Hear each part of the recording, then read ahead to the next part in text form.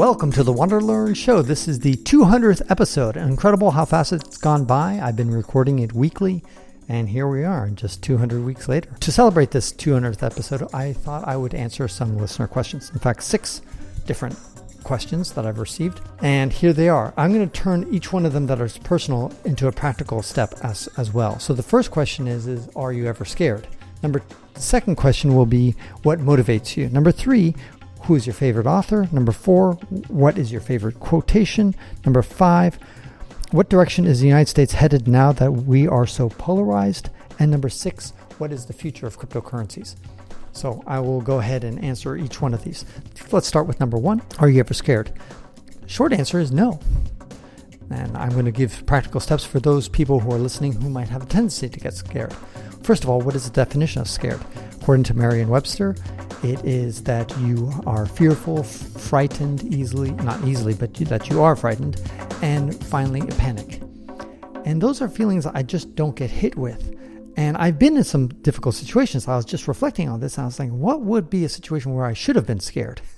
I should have been scared when somebody was strangling me to death. I was in Cameroon, and I went down a dark alley, and these 2 guys mugged me. And they literally, one of them came from behind and started choking me hard. I couldn't breathe.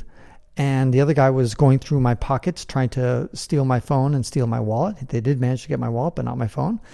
And that was a moment that I think I should have been really scared. Now, I certainly was concerned. I was pissed off. But I wasn't panic. I didn't have that feeling of panic and fear.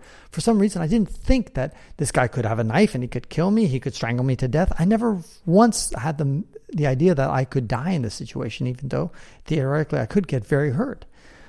And I was actually relatively calm. Of course, if you had put a heart measure, my heart rate went up dramatically, I'm sure. But fearful, panicking, it wasn't the best way to describe my emotions at the time. It was more like I was pissed off and I was frustrated, angry that this thing was happening to me. But I didn't have a feeling of complete panic and fear. And another time, I suppose, that I was crossing a river when I was crossing the Continental Divide Trail. It was about a 50-meter river. It was very cold, and I probably should have been fearful. I was in the middle of the river. I started cramping up a bit. But again, I guess I kind of have a way to just try to stay calm. And I think I have tried to have perspective in the situation. And I think that is the key thing, is that whenever you feel that kind of sense of panic, and of course this is easier said than done, but when you have this feeling of panic, like sometimes I've been holding onto a rock without any kind of rope support, and I've had a long, fatal drop below me, there I could panic theoretically. But I've always had this way of just kind of zeroing in on have perspective. Either one of 2 things. Number 1, you pull the lens back, zoom out of your situation, pull out to, let's say, put yourself in perspective of the entire planet and see how insignificant and small you are, and this event is just a fleeting moment. That is one way to do it. The other way is to go micro and just focus on small things. Like in the case of holding onto a rock, just looking at the tiny pieces of rock and just your fingers there and just focusing on micro stuff and not thinking about the fact that you could fall over, and just say, all I got to do is hold on to this little piece and I'll be fine, for example. I suppose the day that I actually have true fear and panic will be the day that I will die. For example, I can imagine if I'm plummeting, my helicopter all of a sudden stops working and I'm suddenly plummeting to the earth, I probably will have fear and panic. But by then it will be too late. Somebody who's shooting at me with a gun and most certain death is coming, I'll have fear and panic. I see an asteroid flying right to my house or something like that. These kind of things, that's when I'm probably going to have complete fear and panic, and I'll just completely go crazy because I'll realize, the end is near. But so far, I haven't had that level of sense. I also had a sense of, not fear, but when my wife and my brother-in-law were lost in the Sahara Desert, high altitude, I was very concerned about them. But again, it wasn't panic or fear. It was more like I was extremely concerned, very worried, and I struggled to sleep at night. It was just difficult, but it wasn't fearful. Anyway, I hope that helps. Not not so much it's about me, but it's more about tips I can give to you to try to make sure that you don't succumb to fear and panic and being scared, because ultimately when you have that, you will function worse. Human beings rarely function well when they're panicking and they're fearful. Adrenaline and having that is good. It's self-protective, but it's not everything. And it can be debilitating, and it can take you off track. All right, so let's go on to question number 2, which is what motivates me. Many things motivate me. But the key thing for you guys listening is to, whatever those motivations are, to make sure you fulfill them and satisfy them. In my case, I am motivated by curiosity, about knowledge, about experiences, about seeing new things, of meeting new people, gaining new perspectives, hearing different perspectives. I'm motivated by that kind of knowledge. I'm not too motivated by money, but I'd be a liar if I wasn't at all motivated by money. But those are the kind of things that I enjoy. I really, really enjoy. And I'm motivated by living a long life. For example, I would love to live several thousand years. That would be great. But we're going to be kind of well short of that. But the point is that a lot of times we have motivations and we don't listen to them. You might be motivated to play the guitar, but you're not that motivated to actually do it. You might be motivated, you might have motivation to spend more time with your children, but you actually don't restructure your life to make sure that happens. So make sure to always restructure your life. And that's what I did. I was motivated by travel, by seeing new things and exploring. And I decided, I better put my money where my mouth is and put my time where my mouth is, which means that I have to give up certain things, give up wealth that I could accumulate, and instead focus on the experiences that I really want to pursue. Number 3, who's your favorite author? I would say Bill Bryson. I admire his way of writing. I don't model myself after him, but I would say also that my style of writing is probably closest to his. And why? Because of 3 elements that he does. Number 1, he talks about travel. Number 2, he integrates his personal travel experiences with facts, figures, statistics, things about the region that are interesting, history. And number 3, he injects humor. So those are the 3 elements that I also try to do in my writing, to keep the reader entertained, make them smile, make them learn something, at the same time share a personal story. So I like that combination, and that's why I really like how Bill Bryson does it. I have a tendency to be more adventurous than Bill Bryson, and I interact, I think, more with the local people. And one of the things I don't like about his books is that sometimes his interactions seem very shallow. They're just kind of these quick little meetings. He doesn't seem to really dig deep into cultures, which is something I try to do. On the other hand, he must be doing something right, much better than I do, because of course he's 10,000 times more successful than I am as far as book sales. And I wish he was more adventurous. He didn't complete the Appalachian Trail, not even half of it. He did walk across England, but England's kind of short and flat. So these are some of the physical accomplishments. And when he goes to Africa, he goes to Kenya, and that's his big adventure in Africa. He'll avoid Central African Republic or South Sudan and Libya and Somalia. So that is my favorite author. Number 4, what is your favorite quote? It's not my favorite quote necessarily, but it's one that I just heard Tim Ferriss mention just recently in a podcast, and he was quoting somebody else who was quoting somebody else. And that is, don't believe everything that you think. I like that quote. Don't believe everything that you think. And I think it's very apropos in today's world, where we have so much confirmation bias that people chase after theories that confirm, they look after news sources that confirm their biases and that kind of stuff. And I feel blessed that I have a foot in 4 continents. I was born in North America. My mom's from South America. My father's from North America. From Europe. My wife's from Africa. And those 4 continents, I think, gave me a perspective, a little bit broader perspective, and not be so prone to my biases. Of course, do I have biases? Absolutely, yes. But I think I've really tried to make an effort to listen to other perspectives, even though they're different to mine. I seek them out. I don't shy them away. Try to keep that open mind. It's very hard to do, but and it's so frustrating to see how many people fail completely at doing this, and how easily people believe whatever they think. And And that's the key thing of that quote. Don't believe everything that you think. Question, question, question, and really try to disprove yourself. Talk to people who have a different perspective than yours. And inevitably, what ends up happening is not so much that you will change 180. That's probably not true, but you might change by 20 degrees.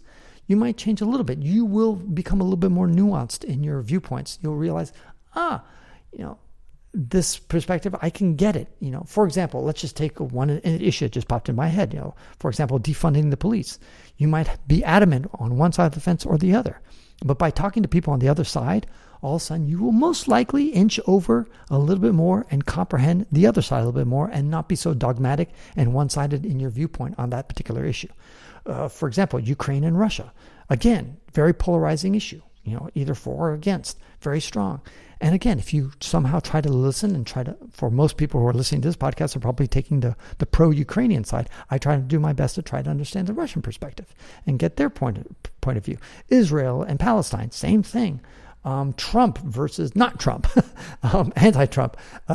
There's so many issues where people are so one-sided, and I wish people say, don't believe everything that you think. Somehow stop and ask yourself, there are rational people on both sides of the debate, and on an issue that is close to 50-50 or 30-70, that kind of stuff, there's got to be something there that you're missing if you're on one side of the debate. Now, if it's 99% one side and one side, then okay, maybe not. Is murder of innocent children bad? Okay, I think there you don't necessarily need to think about both sides of the debate because it's pretty cut and dry. But if it's not 99% on one side of the issue, then it's time to pause and reflect and think about things a little bit more deeply. Okay, I hope that helps. Number 5, what direction is the United States headed now that we are so polarized? Okay, so right embedded in that question is an assumption that we are so polarized. And the short answer is yes, we're polarized, but the longer answer is, well, we've always been polarized. And so I always think it's funny that people say, oh, we've never been so polarized before. I'm like, stop, wait a second. Have you heard of something called the United States Civil War? That was kind of real polarization. That was the war that killed more people than any other war in history, even more so than World War II, which was pretty remarkable since we're talking about something that happened in the 1860s versus the 1940s. I mean, the population in the 1940s was much higher than the 1860s. And yet the 1860s saw far more American deaths than the World War II. So just keep that in mind, first of all. During the founding of the Republic, you had Jefferson fighting against John Adams. The founding fathers were really polarized. You had Hamilton, who really wanted to have a federalist, central bank, and people said no. Jefferson said no, I'm totally against that. And then you have, of course, slavery. And then you had the Reconstruction period where the South, even though they had lost the Civil War, they still wanted to say fuck you to the North and just say screw you, and we're going to try to do everything we can to kind of stop the blacks from advancing in our society. We're going to find one way or another to impede their progress. Very polarized. And the Vietnam War was super polarizing as well. There's only these brief moments in time of the United States history where we were not polarized. It was after September 11th, after the attacks then. We were not polarized for maybe about a year or 6 months or something like that. World War II, we were not that polarized at all. We were pretty united. So again, when some sort of external conflict hits us, then we're not that polarized. But when there's nobody bothering us really, then we bother each other. So the whole notion that we're super polarized, yes and no. Obviously, there is some statistics that back that up. For example, there has been some surveys that I remember reading that the Congress has been voting along party lines. In the past, Democrats would flip to the Republican majority sometimes and vice versa. Nowadays, it's just so many votes are straight down party lines. Some people blame that it was Newt Gingrich who did this because he decided to not have any sessions. He only have the Congress in sessions on Tuesday, Wednesdays, and Thursdays, so that nowadays everybody goes home for the weekends, where in the past the congressional people hung out in D.C. on the weekend so that they had time to mingle. And so Democrats and Republicans got to mingle, get to know each other, get to know their wives, their children, and have some sort of rapport with them and start to realize that, oh my God, they're human beings too. Maybe I should consider their points of view and maybe we can compromise on some of these issues. And so after Newt Gingrich said, no, we're just going to meet on Tuesday, Wednesday, Thursday, or whatever the story is, now all of a sudden there's not as much camaraderie in the Congress. And so as a result, people don't really understand the other perspective as well as we used to. So there could be some of that does it. So I'm not saying there's not evidence of polarization, but I think to have the notion that this is unprecedented in any kind of way, absolutely not. We've seen this movie before. Now, the question is where the United States is headed. Well, in the long term, it's kind of like the clock, the broken clock will eventually be correct in the sense that one day the United States empire will fall. At some point it will. Why? Because every single empire has always fallen. And so inevitably, of course. Now, the question isn't whether it will fall or not. The answer is certainly yes. The question is, when will it fall? Will it happen in this decade? Will it happen in this century? Or will it happen in the next century? Or maybe beyond. So that's the key question. And that's a big difference. I mean, it's a big difference what's going to happen this decade, this century, or next century. But right now, the answer to me is not that clear. For example, a lot of people, the conventional wisdom, and you have people like Ray Dalio, who talks about these, the cycles, and that he implies, he doesn't say explicitly, but he certainly implies that China is rising up and it's going to overtake the United States. That is the conventional wisdom. That is something that I kind of question and refute to a certain extent, mainly because I think that the Chinese are overrated. I think certainly they have risen, incredible, but I think they're going to slow down. They're going to hit a wall once their demographic situation hits them hard, when all of a sudden they have a huge population of retirees, and their demographic situation is far worse than that of Europe and certainly the United States. And that is going to slow down their growth dramatically. They're just one good recession away from having... And they really haven't had a recession for like 30 years. So they've really been doing super well for a long time. And their Communist Party that is currently in power may have some cracks and chinks in the army. I predicted in the year 2020 that there would be a revolution in China sometime in this decade.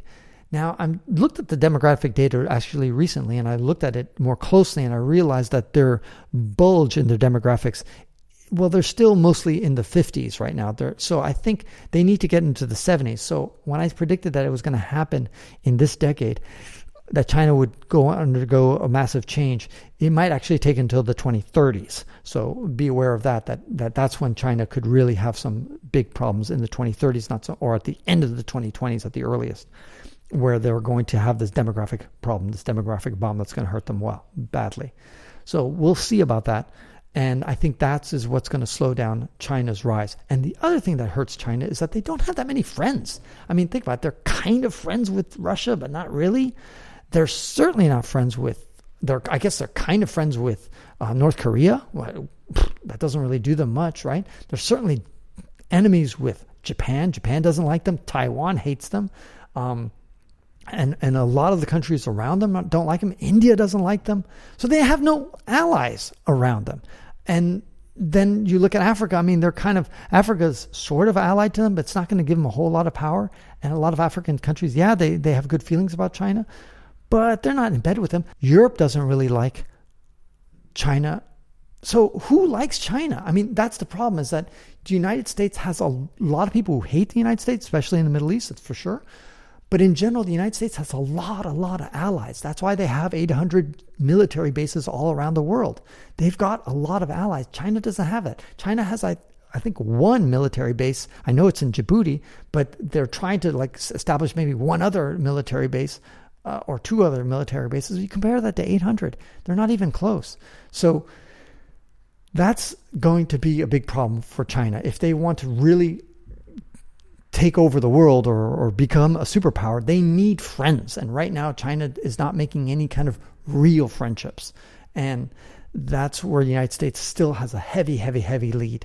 Of course, that can and probably will change, but I'm not so sure. I'm a bit skeptical about China's ability to rise, just like I was when Japan was slated to become the next superpower back in the 1980s, and that completely flopped.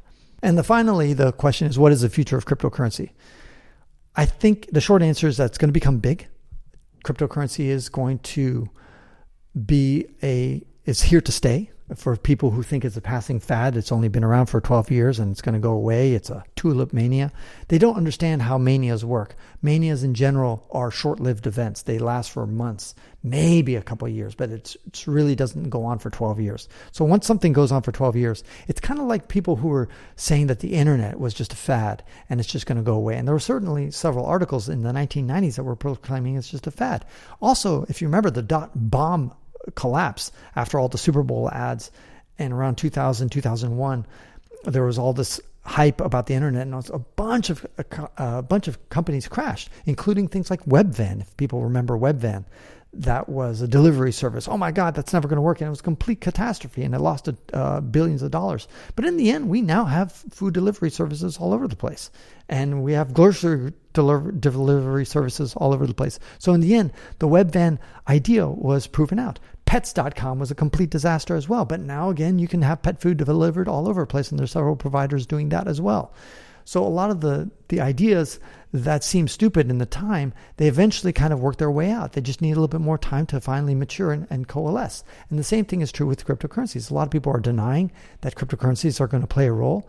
It's not very clear, but I can guarantee you one thing. It's going to be kind of like internet. In the internet, nobody in the year 2000, and certainly not in the year 1995, would have ever predicted that the internet would produce something like Facebook or Twitter. Nobody in a million years would have ever thought that these things were going to be doing things like Instagram or TikTok, for God's sakes. This stuff was impossible to foresee. And I think much in the same way, you're going to see the same thing with cryptocurrencies. Whatever it's going to be, it's probably not whatever we all think it's going to be. And there's going to be certain applications that we just didn't see coming. I didn't see coming, even though I read a lot about it, but there's probably certain applications that are just going to surprise us in the end. But I think in general, the space is something that's here to stay. At the same time, there's going to be a ton of flops. A lot of people are going to lose money. A lot of people have already lost billions of dollars. And that's going to continue. And just like the internet, there's a ton of people, investors, even today, people are investing in projects that are internet related or technology related that continually flop. And the same thing is going to happen with cryptocurrency. I think you're going to see more regulation on the part of the SEC and other governmental bodies as they try to kind of make sure that they get their tax revenue from this $1 trillion industry. And that's going to continue, and that will probably help things in general, because once people have business clarity, they're going to be able to make long-term investments, and they can strategize around it, knowing that certain things are fixed. That will be a big deal. It's not clear which cryptocurrencies are going to last. Conventional wisdom says, of course, Bitcoin and Ethereum are the two, the Pepsi and the Coca-Cola out there, and some people believe that Ethereum will overtake Bitcoin with market capitalization. That may, in fact, happen. It's true. It's possible. And there's a bunch of other contenders that are trying to compete against Ethereum. So you basically have two brackets. You have Bitcoin and then everybody else. That's a simplification of the whole cryptocurrency industry. I find it hard to believe that Bitcoin will disappear. It might become less important, possibly, but I could easily see it becoming the Coca-Cola and staying the Coca-Cola, and it will simply become the de facto standard. And everything will be built on Bitcoin, or at least most things will be built on Bitcoin. It's possible, even though it doesn't have a very programmable interface, it's possible that they have something called layer 3s. People have heard about layer 2, which is Lightning Network, but maybe layer 3s will become huge as well. But to ignore cryptocurrency and to poo-poo it, as so many of my people that connect with me on social media do, and so many people think it's just a passing fad, it's just going to go away, it's a Ponzi scheme, etc. Those people are just got their head in the sand and they just don't get it. And that ends this episode of the WanderLearn podcast, where we explore travel, technology, and transformation. If you'd like to see the show notes with links to what we've talked about, go to wanderlearn.com and click on this episode. If you'd like to connect with me, just remember Tapon. That's my first initial and my last name. Tapon is always my social media username. My website is ftapon.com. Do you want to leave me an anonymous voicemail where you can make a comment or ask a question? Then go to speakpipe.com/ftapon. Furthermore, if you'd like to get rewarded for supporting my projects, then go to patreon.com/ftapon. That's where you can pick up some remarkable rewards for as little as $2 a month. Now, 5 quick favors. Number 1, subscribe to the WanderLearn podcast. 2, download it. 3, share it. 4, review it. And 5, sign up for my newsletter at WanderLearn.com. Our theme music was composed by Eric Stratman. This is Francis Tapon, encouraging you to wander and learn.